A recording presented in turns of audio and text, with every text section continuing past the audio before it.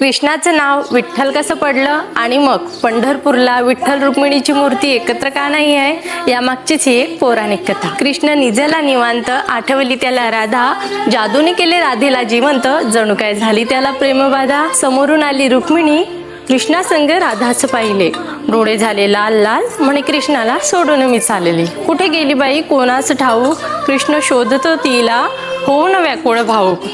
कृष्ण येऊन पोचला चंद्रभागेच्या तीरी, आणि रुक्मिणी दिसली दिंडी रवणात पंढरपुरी। कृष्ण मनवितो रुक्मिणीस, पण ती रुसलेली बाई फार, म्हणतो कसा, अगं रुक्मिणी कसा करू मी तुझ्या विना वैकुंठाचा संसार। रुक्मिणी नाराज, त्यातच आठवे कृष्णाला भक्त एक थोर, पुंडलिक त्याचे नाव लय गुणाचे हे पोर।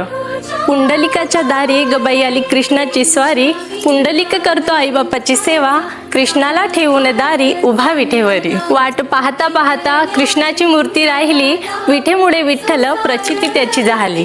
28 युगे झाली लांब राहुनी, रुक्मिणी रुसवा तो धरी, अवघ्या भूमंडळात संसार बघत उभा विठ्ठल विठेवरी। भूमंडळी म्हणे विठ्ठलास बाप आणि रुक्मिणीचा आई, आणि बोला जय जय